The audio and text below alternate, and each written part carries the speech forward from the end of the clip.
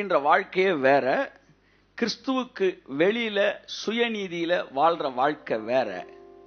கிறிஸ்துவுக்குள் வாழுகிற வாழ்க்கை வேறு, சுய பக்தியில் வாழுகிற வாழ்க்கை வேறு, சுய சக்தியில் வாழுகிற வாழ்க்கை வேறு. 3 விதமான வாழ்க்கை கிறிஸ்தவத்தில் இருக்கிறது.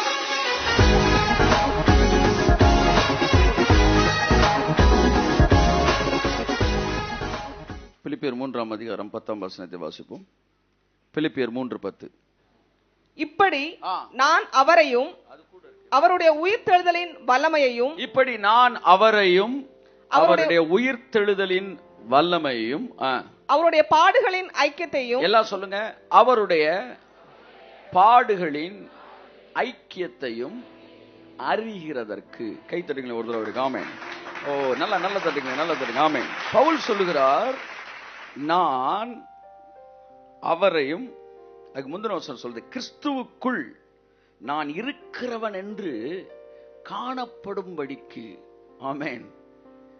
கிறிஸ்துவுக்குள் அப்படின்ற வாழ்க்கையே வேற, கிறிஸ்துவுக்கு வெளியில சுயநீதியில வாழ்ற வாழ்க்கை வேற.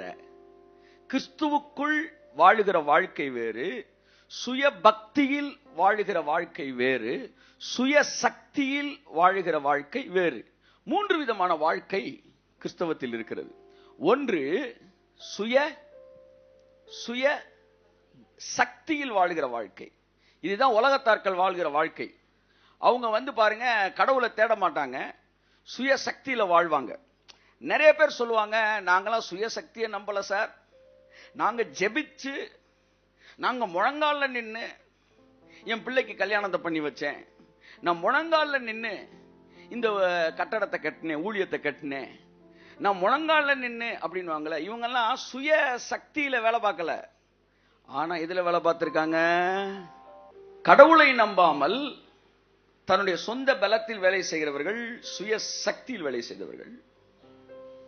கடவுள்கிட்ட வரேன்னு சொல்லிட்டு, ஆனா எல்லாத்தையுமே நான் இதை செஞ்சேன், அதனால கடவுளை என்ன ஆசீர்வதிக்கிறாரு அப்படின்னு பேசுறவன் சுய பக்தியில் இருக்கிறான். 3வது ஒருத்தன் இருக்கிறான், கை தட்டுங்க. அவன் பேரு சுய சக்தியில் இல்ல, சுய பக்தியில் இல்ல, அவன் கிறிஸ்துவுக்குள், கிறிஸ்து முடித்ததினால் வருகிற ஆசீர்வாதங்களை வாழ்க்கை முழுவதும் அனுபவிப்பவனாய் வாழ்கிறவன் கிறிஸ்துவுக்குள் வாழ்கிறான்.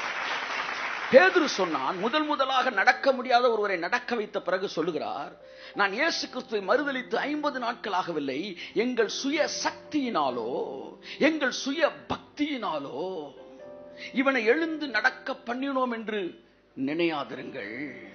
கர்த்தராகிய இயேசு கிறிஸ்துவின் நாமமே, அந்த நாமத்தின் மீது இருக்கிற விசுவாசமே இவனை எழுந்து நடக்க பண்ணினது.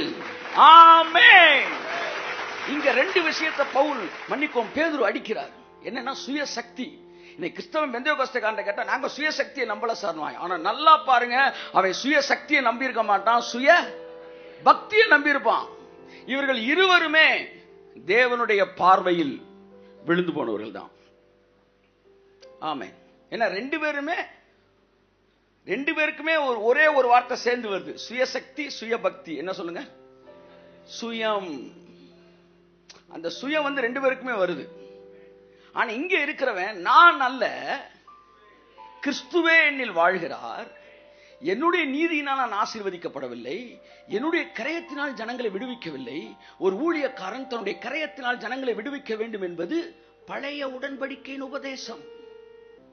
ஆனால் அந்த கரையத்தை நீ கொடுப்பதற்கு தயாரா இருந்தால், இந்த வார்த்தை பாருங்க அப்படியே ஓடிட்டே இருந்துச்சு. கிரயத்தை கொடுத்தா அந்த அபிஷேகத்தை எனக்கும் தருவார். சமீபத்தில் ஏசாயா பார்க்கிறேன், அவன் கிரயமில்லாமல் என் ஜனத்தை விடுதலை ஆக்குவான். ஒரு லீடர் கிரயமே